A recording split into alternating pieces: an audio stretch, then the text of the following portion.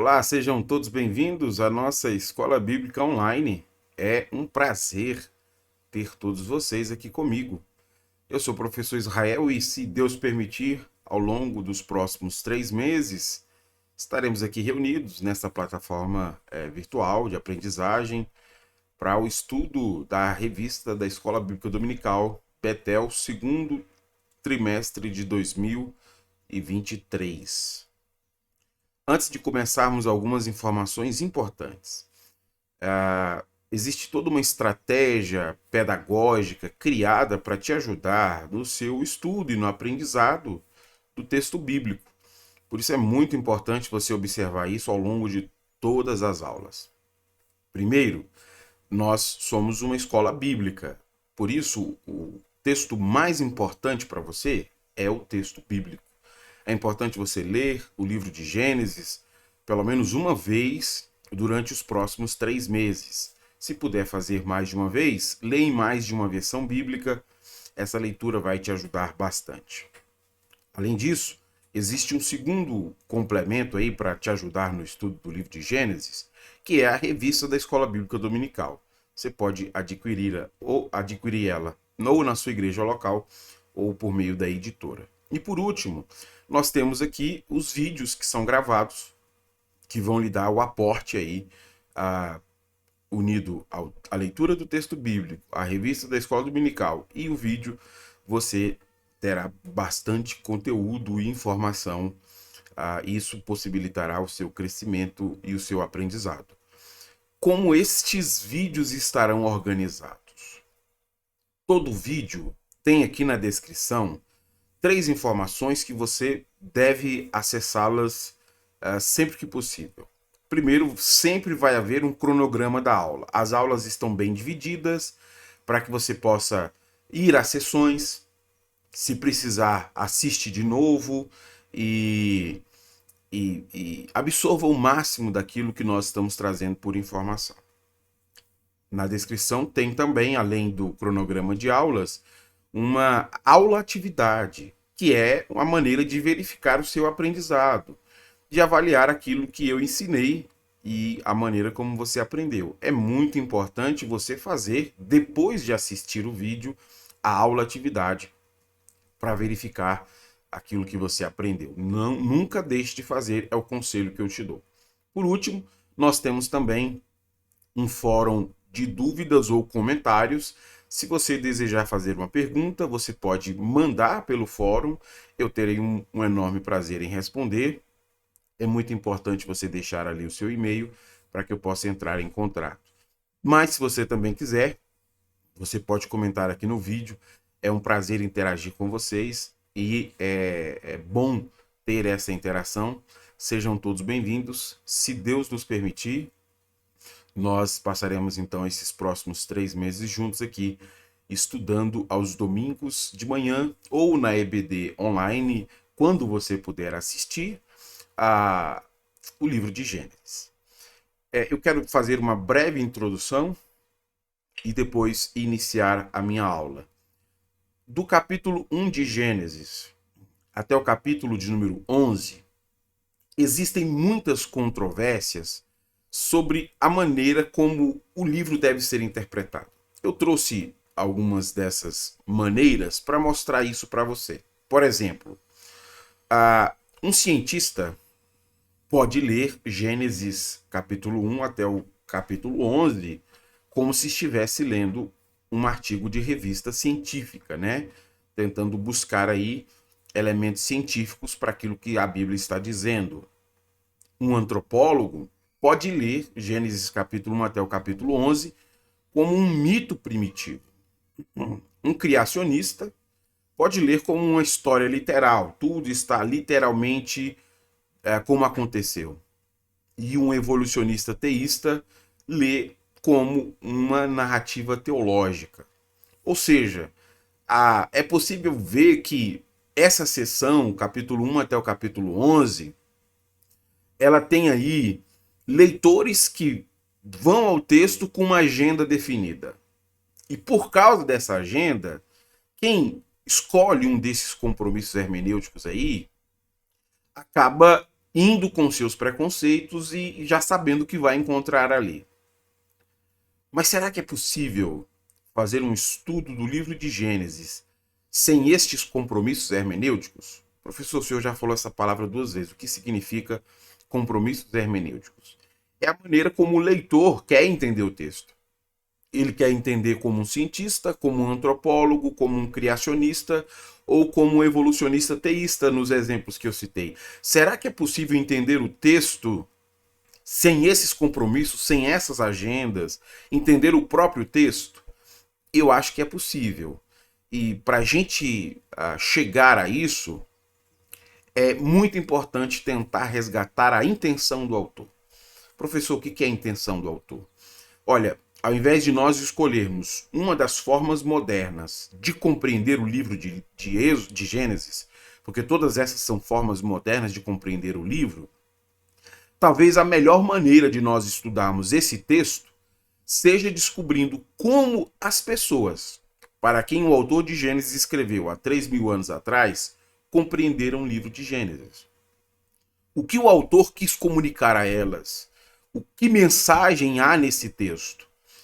Então, essas questões são importantes para nós, porque ao invés de escolher um compromisso hermenêutico ou uma maneira moderna de olhar para o livro, talvez seja mais edificante a nossa fé entender o propósito do autor de ter escrevido isso. Como as pessoas daqueles dias reagiram ao livro de Êxodo. Aí talvez você esteja pensando, professor, você disse que tem quase 3.000 anos aí o público para quem ele escreveu. Como é que a gente vai descobrir isso? A gente não estava lá para saber. Como é que a gente descobre essas questões aí que você está indicando? Esse, portanto, é o objetivo dessa primeira aula. Nessa primeira aula, eu quero tentar mostrar para vocês o propósito do autor do livro de Gênesis ter escrito o texto para a gente. E depois de entender este propósito, nós vamos seguir as próximas aulas examinando algumas passagens, já sabendo o que ele queria expressar para nós e o que deixar claro para nós. Para ajudar nessa tarefa de descobrir o propósito do livro de Gênesis, eu quero então dividir a minha aula em 5 sessões. Elas estão aparecendo aí para vocês. E na descrição do vídeo vão estar essas sessões. Se você depois quiser ir a uma das sessões assistir novamente, é só clicar aqui embaixo que você vai até elas. Na primeira sessão, o que os comentaristas dizem sobre Gênesis. Na segunda sessão, quais são os padrões literários de Gênesis. Na terceira sessão, histórias de origem, mitos da Mesopotâmia. Na quarta sessão, contribuições de Gênesis 1. E terminar a minha aula na quinta sessão com algumas aplicações. Eu quero repetir isso que é muito importante. O meu objetivo hoje, nessa aula, é explicar o propósito para o autor ter escrito o livro de Gênesis. E para isso nós vamos pegar essas 4 primeiras sessões aí para tentar descobrir este propósito. E na quinta sessão, 2 aplicações aí para a gente sair daqui pronto para o estudo que se seguirá nas próximas semanas. Tudo bem? Vamos começar então a primeira sessão? O que alguns comentaristas dizem sobre o livro de Gênesis, para ser mais específico, o capítulo de número 1. Se você já leu o capítulo 1, você percebe que existem muitas declarações sobre a majestade de Deus, sobre o poder de Deus, sobre a soberania de Deus. Por exemplo, o texto diz assim: haja X. E aí o narrador relata que houve X. Ou seja, aquilo que Deus diz para acontecer, acontece. Do nada as coisas acontecem. Por isso que em apenas 6 dias, Deus faz todas as coisas. Deus traz o mundo inteiro à existência. E este é um padrão que está ali no capítulo 1. Todos nós que lemos o capítulo 1 observamos isso. Deus fala e as coisas acontecem. E em 6 dias ele faz toda a criação. Mas como alguns comentaristas entenderam esses dias da criação, esses 6 dias da criação. O primeiro comentário que eu quero desejar destacar é o de Agostinho, bispo da igreja em Hipona. Segundo ele, Deus criou o universo do nada, mas ele tem aí as suas dúvidas que isso de fato tenha sido em 6 dias literais. Veja comigo a sua citação do livro Cidade de Deus, parte 2, livro 11, capítulo 6. O mundo foi feito com o tempo. Se uma criação foi feita, se em sua criação foi feito o movimento mutável, parece indicar também a ordem dos 6 ou 7 primeiros dias. Qual a natureza desses dias é coisa inexplicável, talvez mesmo incompreensível. O argumento dele é que como o Sol foi criado apenas no 4º dia, como é que foram medidos os 3 primeiros dias? Isso porque se não há Sol, não há pôr do Sol, não há nascer ou entardecer do Sol. Como é que o dia está sendo medido? Então, para ele, esses dias não são literais. Não fazia muito sentido, né? O Sol só surgiu no 4º dia, como mediu o 1º, 2º e 3º dia. Então, esse é o comentário de Agostinho. O segundo comentarista que eu quero colocar aqui é João Calvino. Para ele, Gênesis não é um relato científico. E aí ele vai rejeitar completamente qualquer tipo de abordagem que tente colocar a Gênesis como um livro científico onde tudo foi feito ao mesmo tempo. Para ele, Deus levou 6 dias e está descrevendo esses 6 dias de maneira bem simples para que o seu povo compreenda a sua glória. Leia comigo o que ele escreve aí na sua série de comentários bíblicos sobre o livro de Gênesis. Ele comenta o seguinte: aqui se refuta claramente o erro dos que afirmam que o mundo foi feito num único momento, pois é o uso astucioso de sofisma demasiadamente grosseiro a argumentar que Moisés distribuiu em 6 dias a obra que aperfeiçoou de uma só vez, com o simples propósito didático de transmitir instruções. Então ele está falando sobre uma compreensão científica que diz que tudo foi feito de uma vez só e que Moisés disse que foram em 6 dias apenas para tornar didático. Ele continua. Ao contrário, concluímos que o próprio Deus usou o espaço de 6 dias com o propósito de acomodar as suas obras à capacidade dos homens.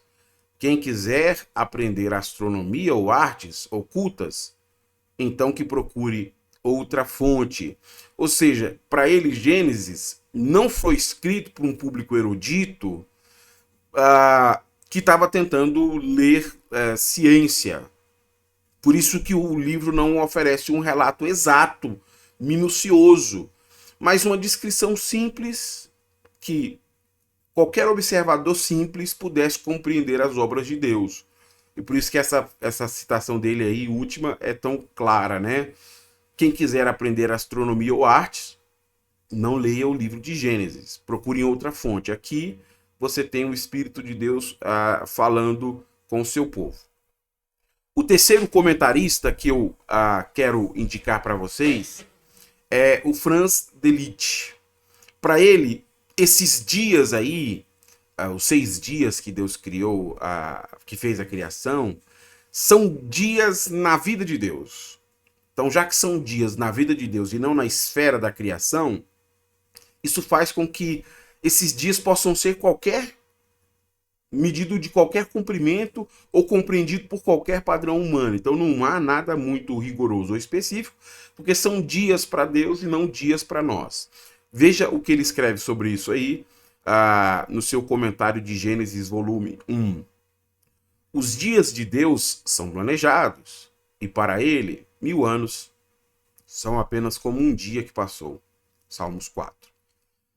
MacDonald, Dawson e outros que estão convencidos de que os dias da criação são de acordo com o significado da própria Sagrada Escritura. Não dias de 24 horas, mas eras. estão perfeitamente corretos. Então o que ele está sugerindo é que, como são dias para Deus, qualquer maneira de tentar medir isso por padrões humanos, tá certo.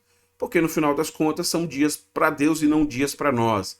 Então ele cita aí, né, dois autores e outros que acham que esses dias, na verdade, não são dias de 24 horas, mas eras. Então foram períodos de tempo para tentar explicar aí uma terra que tem mais de 4.000 anos até aquele período.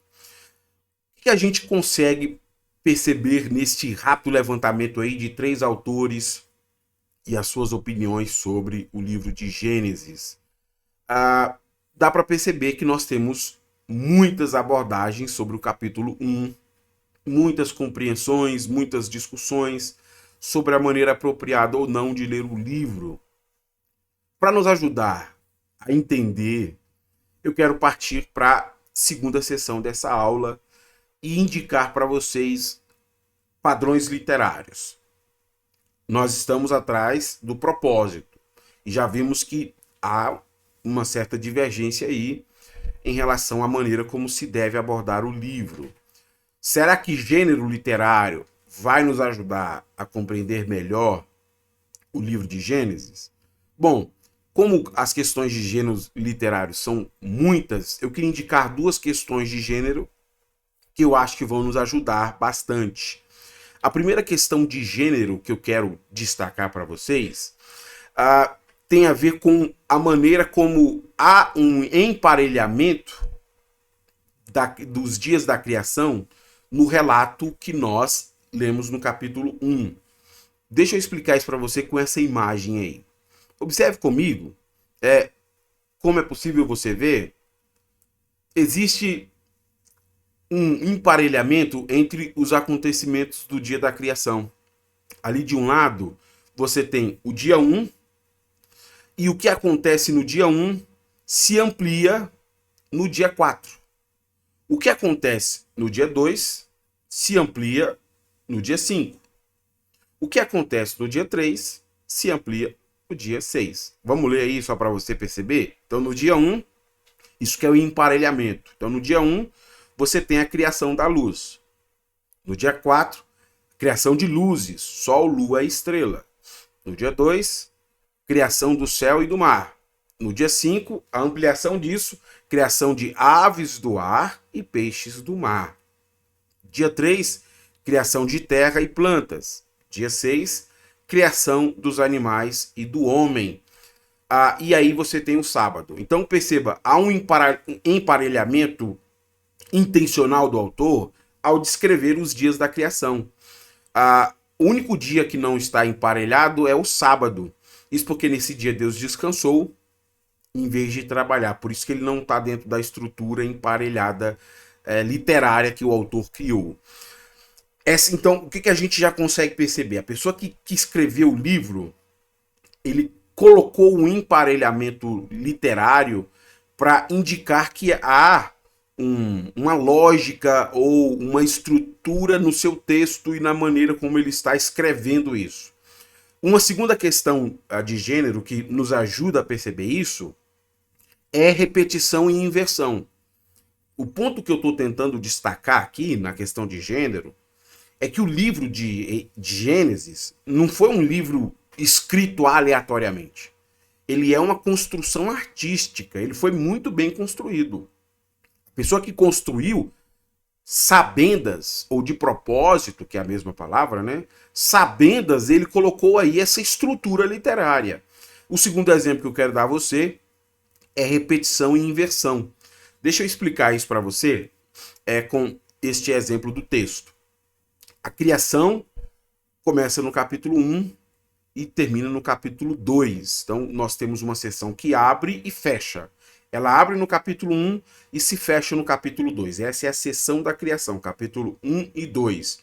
Como você tem uma seção aqui que abre e fecha, quem escreveu o livro de Gênesis aqui, essas palavras iniciais, ele vai começar com palavras e vai terminar com essas mesmas palavras, mas invertendo. Por isso que é uma repetição invertida. As palavras que aparecem na abertura da sessão aparecem no fechamento da sessão, mas de forma invertida. O exemplo está aí para vocês. Ele começa a sessão dizendo: no princípio, Deus criou os céus e a terra. Gênesis 1:1. Essas mesmas palavras vão aparecer de forma invertida na conclusão dessa sessão, que no caso é no capítulo 2. Se em Gênesis 1:1 ele usou a palavra criou, e eu coloquei em negrito para facilitar, Deus e céus e terra, ou seja, são 3 palavras, criou, Deus e cosmos, céu e terra. Aqui, na sessão de fechamento, ele repete essas palavras, mas de forma invertida.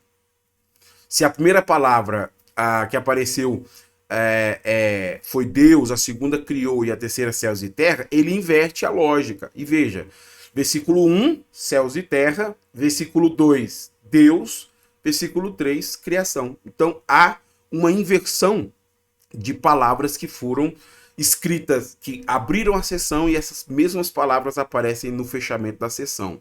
É claro que, se nós estivéssemos lendo aí no texto original, no hebraico, isso ficaria muito mais nítido, né? Talvez na tradução do português aqui, você nem consiga perceber tão claramente, mas eu quero que você entenda. Quem escreveu o livro de Gênesis colocou arte, colocou literalidade no texto, ele usou técnica. O livro de Gênesis não é um texto que foi escrito sem intenção, sem propósito. Ele é um livro que foi bem construído. A pessoa que escreveu o livro, ele tinha intenção de escrever e colocou ali algumas questões de gênero literário. Olha que citação importante para a gente reparar isso. Gênesis é uma obra cuidadosamente composta. Não é um relato casual da criação. A deliberação do autor em estruturar essa abertura do Gênesis ecoa a deliberação do Criador em estruturar o mundo. Parece implicar que as demandas poéticas são pelo menos tão importantes quanto as considerações históricas na composição deste capítulo.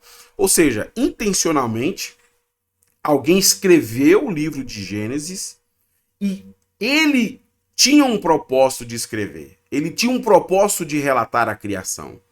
E o fato do livro ter sido escrito quase de forma poética, né, por conter tantos elementos literários, e eu apresentei só 2 bem simples para vocês, revela que o livro foi escrito com intenção, foi escrito com propósito, ele foi escrito com arte. Gênesis não é um livro que alguém estava dentro de uma caverna, pegou uma pedra e de forma rústica começou a bater na parede e depois saiu um texto aí que aí a gente tem dificuldade de ler e fala, nossa, é um texto tão mal escrito. Não, Gênesis é um texto bem escrito, bem estruturado, bem formulado, porque quem fez isso, ele queria escrever com intenção para mandar uma mensagem para as pessoas que iriam ler este livro. Tudo bem, professor. A questão de gênero já deixou um pouco mais claro para nós que Gênesis possui, então, um autor que escreveu com um propósito. Ele escreveu intencionalmente para mandar uma mensagem para alguém. Mas como é que a gente vai saber como aquelas pessoas compreenderam esse texto e que mensagem era essa? Tem um elemento que nos ajuda a descobrir isso, que é a questão do propósito. E aqui nós vamos entrar já na nossa próxima sessão de número 3, porque para a gente descobrir é preciso fazer um estudo comparativo sobre a história das origens. A terceira sessão desta aula eu quero falar sobre história das origens. Professor, o que são essas histórias das origens aí? Cada cultura antiga possuía uma maneira de contar, segundo a sua compreensão, segundo a sua maneira de entender, como é que as coisas foram criadas. Então essas histórias tinham descrições sobre como foram feitas a terra, o céu, o ser humano, as plantações, etc, etc, etc. São histórias de origem, ou como as coisas foram criadas. As sociedades antigas, elas têm as suas histórias de origem, elas têm os seus mitos, elas têm os seus textos que falam sobre como tudo aconteceu, como as coisas foram criadas. Quando nós fazemos um estudo comparativo com outras histórias de origem da criação de outros povos, porque nós temos aqui a história de origem do povo judeu, dos hebreus. A história de origem dos hebreus é o texto bíblico Gênesis capítulo 1 e 2. Mas não é a única história de origem que existe. Existem outras histórias de origem de outros povos. Então, ao fazer uma leitura comparativa, o propósito do livro de Hebreus vai se tornar mais claro para nós. O propósito do capítulo 1 e 2 e de todo o livro, quiçá, vai ficar evidente. E aqui os mitos que vão nos ajudar numa leitura comparativa são mitos da Mesopotâmia, porque eles se relacionam de forma muito próxima e direta com o relato de Gênesis 1:11. Eu coloquei aqui como exemplo 3 mitos da Mesopotâmia que têm assim, ligações bem próximas com a história de Gênesis e o relato da criação de Gênesis 1 e 1.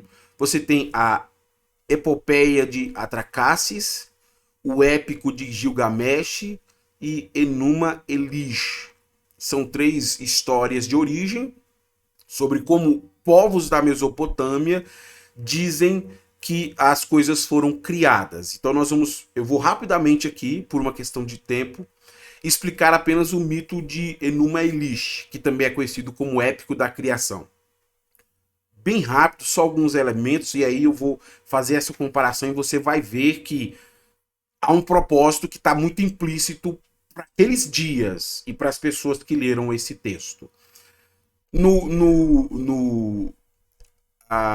mito de Enuma Elish, ou no épico da criação, como ele também é conhecido, nós temos aí um personagem principal. Ele é um deus, ao mesmo tempo ele é um herói, e o seu nome é Marduk. Para você que não sabe, Marduk será o deus principal da Babilônia.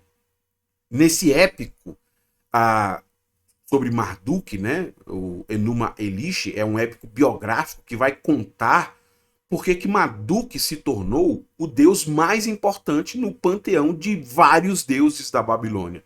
Você tinha deuses mais antigos, deuses mais novos, e eles estão em guerra. Essa imagem que eu coloquei aí descreve exatamente o momento da batalha entre Tiamat e Marduk. Eles estão em guerra pelo controle, pela soberania, e Marduk vence a guerra. Quando Marduk vence a guerra, ele, depois de vencer a guerra, então começa a se preocupar com a criação. A primeira coisa que ele faz, ele vai dizer que a lua e o sol devem ser responsáveis por governar o calendário. A lua e o sol governam o calendário semanal, mensal e anual. Depois que vence a guerra, ele também ordena ao seu pai que faça o homem. E aí, a partir do sangue de um mensageiro da deusa vencida, né, a Tiamat, ele cria o ser humano. Depois de vencer a guerra, ele então decide construir para si um grande templo e fazer uma cidade sagrada, que no caso seria a Babilônia. Então, Marduk desejou e tinha o propósito de transformar a Babilônia numa cidade sagrada, construindo ali um grande templo para si. Por isso ele é o deus mais importante dos babilônicos.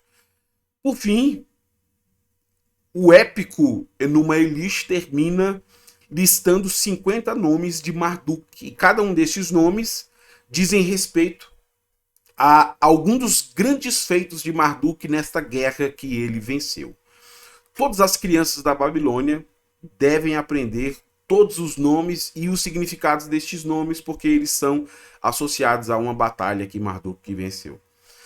O que fica claro para a gente no épico Enuma Elish? Ele foi escrito com 2 propósitos. Primeiro, é um épico da criação para justificar o lugar de Marduk como o deus principal da Babilônia. Então você tem este texto antigo que foi escrito com este propósito: justificar o lugar de Marduk como deus principal do panteão de muitos deuses da Babilônia.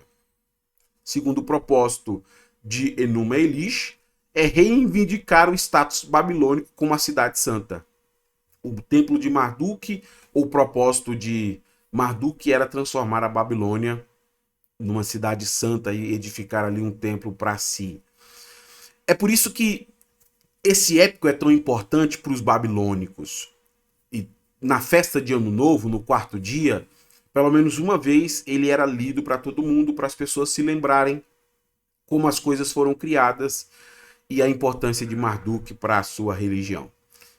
Tá bom, professor, entendi mais ou menos aí o épico, mas como isso aí vai me ajudar a entender o propósito do autor do livro de Gênesis ter escrito o relato de Gênesis? Olha que citação interessante, e aqui as coisas se amarram para nós. O Gênesis parece estar rejeitando os relatos da Mesopotâmia para retratar uma visão diferente do universo. Existe apenas um Deus, não numerosos deuses e deusas. O plano divino era para a paz e não para a discórdia. O mundo foi projetado para a habitação humana, não como lugar para os deuses visitarem. A criação dos corpos celestes também serviu para este fim, não como demonstração da superioridade de um Deus sobre os seus rivais. O único Deus forneceu comida ao homem e não o contrário. Ou seja, muito diferente daquilo que era acreditado popularmente no mundo antigo, e Israel está inserido num mundo que acredita num Deus chamado Marduk, que criou todas as coisas, mas muito diferente do que o mundo de época acreditava. O escritor de Gênesis quer deixar muito claro para as pessoas a quem ele está se destinando que não foi Marduk quem fez a criação. O propósito para a criação veio de Deus. Não foi Marduk quem fez todas as coisas. Gênesis não tenta explicar como Marduk ascendeu, porque na verdade em Gênesis Marduk nem é Deus, ele nem é criador. Gênesis diz de forma muito clara: Bereshit bara Elohim. No princípio, Elohim criou o cosmos. Não foi Marduk. No princípio, Deus criou os céus e a terra.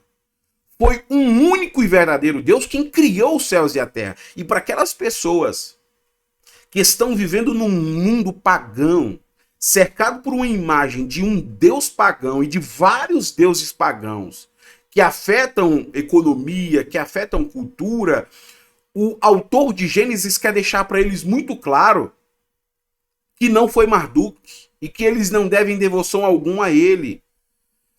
Marduk, na mitologia que eu contei a vocês, ele fez o ser humano para trabalhar porque ele precisava ser alimentado. E as pessoas vão ter que trabalhar e trazer comida para Marduk se alimentar.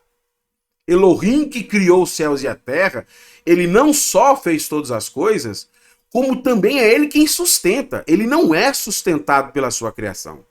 Já que Marduk precisa ser sustentado, Elohim não precisa.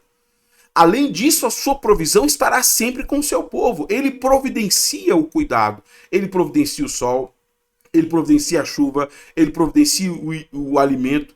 Então, intencionalmente, Elohim fez todas as coisas. Para os leitores antigos, então, nós conseguimos chegar ao objetivo de Gênesis ter sido escrito. E este é o ponto-chave do propósito do livro de Gênesis. Para os leitores antigos, o livro de Gênesis serviu para distinguir, preste atenção, isso é a religião babilônica, isso é a fé do povo de Israel. Para distinguir a fé israelita das crenças que eram praticadas pelos seus vizinhos contemporâneos. Então, se as nações vizinhas, as nações da Mesopotâmia, têm aí os seus épicos da criação, a fé israelita não tem nada a ver com isso. Continuando. Por isso que o livro apresenta a verdadeira imagem de Deus, indicando o caminho pelo qual o seu povo deve seguir. O verdadeiro Deus não é Marduk. O Elohim, criador de todas as coisas, não estava em guerra no panteão de deuses e venceu a guerra. Não tem nada a ver com aqueles povos e a maneira como eles compreendem religião, cultura, nada disso. O verdadeiro Deus está se revelando às pessoas, porque a partir desta revelação, essas pessoas agora conseguirão seguir a este Deus único e verdadeiro e adorar a este Deus único e verdadeiro. Este é o propósito do livro de Gênesis ter escrito. E nós, quando estamos lendo o livro de Gênesis, precisamos saber disso. É assim que os primeiros leitores reagiram ao livro de Gênesis. Nós estamos cercados por nações pagãs, mas o nosso Deus não se explica por esses mitos e crendices babilônicas ou mesopotâmias, para colocar outros aí dentro do pacote. Partindo para a quarta sessão, quais são as contribuições específicas que o livro de Gênesis oferece ao povo de Deus? Eu queria indicar aqui algumas contribuições sobre a diferença que fez para aquelas pessoas o livro de Gênesis e o que o relato da criação de Gênesis estava dizendo para o povo de Deus. Primeira contribuição. Diferente da visão do mundo antigo, o relato da criação de Gênesis 1 garante que existe apenas um único Deus vivo e verdadeiro. Não há batalha entre deuses, não há outros deuses trabalhando na administração da criação. O Deus de Gênesis é o único e ele não possui rivais. Porém, apesar de ele ser o único Deus, ele não é o único ser espiritual do universo. Quando ele cria o ser humano, o autor de Gênesis deixa isso muito claro. Ele diz: façamos o homem à nossa imagem, conforme a nossa semelhança. Ele é o único Deus supremo, mas ele não está sozinho. Existem outros seres que administram a sua principal obra. Você tem os anjos como mensageiros, você tem demônios como anjos caídos, você tem o ser humano, que também é criação de Deus. Mas Deus só existe um, o único supremo criador de todas as coisas. Segunda contribuição do relato da criação de Gênesis 1 e 2. O Deus revelado no livro de Gênesis possui poder onipotente. Todos os domínios da terra estão sob o controle de Deus. Luz, água, terra, vida vegetal, sol, a lua, as estrelas, o mar, o ar, os animais, o homem, tudo está sob o controle de Deus. Todos estes elementos criados foram criados com um papel específico. Deus, quando fez todas as coisas com um propósito. Nada foi feito por acaso ou sem querer, ou o resultado de uma batalha. Quando Deus fez, ele fez com intenção. E ele fez tudo conforme a sua própria vontade e o seu próprio poder. Deixa eu destacar isso para vocês. Enquanto no pensamento mesopotâmico a criação aconteceu por negociação entre os deuses, por um conflito, em Gênesis, o único Deus Todo-Poderoso simplesmente anuncia a sua vontade e as coisas acontecem. Ele não precisa duelar ou batalhar, ele simplesmente diz: haja luz, e a luz acontece. Ele é totalmente diferente das outras mitologias, porque ele é o único verdadeiro e todo-poderoso. Ele é o único criador de todas as coisas. E o escritor de Gênesis quer deixar isso muito claro para os seus destinatários. Terceira contribuição. Os deuses do Oriente Próximo criou o ser humano para ajudá-lo no trabalho da agricultura. O livro de Gênesis revela que o ser humano foi feito à imagem de Deus. Essa é a terceira contribuição. Porque quando o livro de Gênesis diz que Deus criou o ser humano, a Bíblia diz que Deus criou o ser humano com um status diferente. O ser humano é uma raça diferente, é um povo diferente, é uma criação diferente, melhor. O ser humano é uma criação diferente. Eles foram feitos como representantes de Deus na Terra. E como representantes de Deus na Terra, o dever do ser humano e de todo o resto da criação que foram feitos para Deus é administrar. O dever do ser humano é administrar a criação que o Senhor criou. O Senhor criou todas as coisas e colocou o homem para administrar isso. Isso é muito diferente do relato mesopotâmico. Porque no relato mesopotâmico, Marduk fez o homem para produzir plantação para alimentar Marduk, senão ele morre de fome. O relato do único Deus vivo e verdadeiro, ele não precisa ser sustentado. Ele criou e sustenta a sua criação e colocou o ser humano com um status diferente para administrar aquilo que Deus fez. Então isso precisa estar muito claro para nós. Deixa eu citar aqui um exemplo também para você entender essa questão do status. Na compreensão ali desses mitos mesopotâmicos e do mundo antigo, geralmente os reis eram vistos como representantes dos deuses. E como representantes dos deuses, eles tinham um status diferente das outras pessoas. Por isso, eles tinham legitimidade para dominar sobre as outras pessoas. Mas quando nós lemos Gênesis, a Bíblia deixa muito claro que todo homem e toda mulher foi feito à imagem de Deus. Por isso, não há legitimidade no relato da criação para uma pessoa dominar sobre a outra. Por isso que a ordem de Deus é muito clara para o ser humano. Gênesis 1:21, 1:28. Deus os abençoou e disse: sejam férteis e multipliquem-se. Encham e governem a terra, dominem sobre os peixes do mar, sobre as aves do céu e sobre todos os animais que rastejam pelo chão. Veja, até o motivo de Deus ter criado o ser humano é diferente do relato de Marduk. Deus criou e abençoou e disse às pessoas: é responsabilidade de vocês administrar a criação e por isso reproduzam-se, para ajudar com que vocês administrem aquilo que o Senhor fez. E aí ele abençoa a raça humana. Já nos relatos de outras nações, os deuses enviaram as pragas para reduzir a humanidade. Os deuses não abençoam.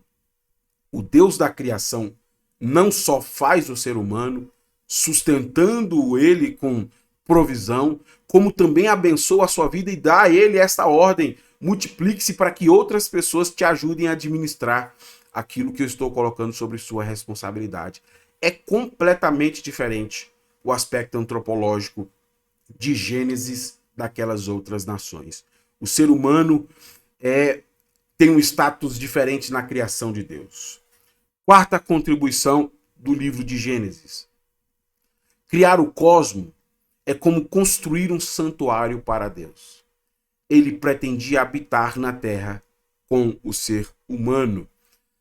No relato de Gênesis, Deus não está distante num monte brigando com outros deuses para ver quem vai governar todas as coisas.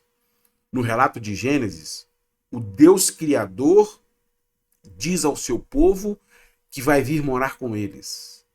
E este é um ponto que merece muito a nossa atenção, porque ele não só é o Deus Criador de todas as coisas, como ele também se relaciona com a criação que ele fez. É maravilhoso saber isso. A história vai continuando e a gente vai descobrindo que este Deus Criador, que fez tudo pela sua palavra e pelo seu poder, ele não deixou a sua criação abandonada, mas ele continua com o seu povo. E até vai vir morar no meio deles. E nós vamos descobrir isso lá no livro de Êxodo. Bom, terminando a quarta sessão, eu quero partir para a quinta e última sessão, fazendo duas aplicações sobre tudo que eu expliquei para vocês acerca do relato da criação de Gênesis e a maneira como nós vamos estudar este livro. Primeira aplicação. Nosso objetivo no estudo de Gênesis é descobrir quem é o único Deus vivo e verdadeiro. O livro de Gênesis é uma revelação sobre Deus. O livro de Gênesis não é um artigo da revista Science. E aqui, na nossa escola bíblica online, este vai ser o meu propósito para eu estudar o livro. Ao ler o livro com você, ao estudar o livro com você, é isso que eu quero mostrar. Como Deus quis se revelar para aquelas pessoas que estavam cercadas por religiões pagãs, por deuses que não existem, e como ele quer se revelar como único e verdadeiro. E nós vamos ler um relato do único e verdadeiro Deus que está se tornando conhecido num ambiente que está carregado por idolatria e paganismo. Nós não vamos ler o livro de Gênesis aqui na nossa EBD online como um relato científico ou como qualquer outra coisa, mas sim como uma revelação sobre Deus. Cada aula onde nós fizermos a exposição, essa vai ser a minha intenção durante o estudo. Segunda aplicação. O Senhor tem para o seu povo um caminho que difere da religiosidade pagã. E talvez este vai ser o nosso maior desafio ao estudar o livro de Gênesis. Quanto que a religiosidade da Mesopotâmia havia afetado aquelas pessoas. Quando nós chegamos lá no final do relato de Gênesis, que Deus chama Jacó, e Jacó diz que vai a Betel para poder construir um altar para Deus, para adorar o Senhor, ele diz à sua família, olha, tragam aí os deuses de vocês, porque nós vamos deixá-los todos aqui. E de forma muito surpreendente, toda a sua família traz um monte de deuses e um monte de objetos religiosos dentro da família de Jacó. Porque, de alguma maneira, a religiosidade mesopotâmica influenciou o povo de Deus. E este povo de Deus que está sendo chamado para ir habitar com Deus e se relacionar com Deus, precisa deixar para trás toda a religiosidade pagã.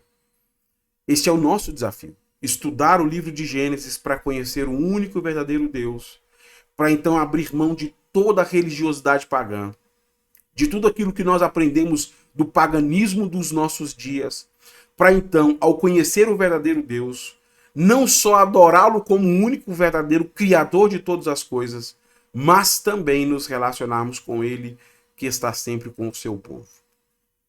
A minha oração ao Senhor é que, ao longo desse trimestre, você possa ter uma visão mais clara sobre quem Deus é, e então sentir-se ainda mais motivado a adorá-lo por saber que ele é único e verdadeiro e que ele sempre está com o seu povo.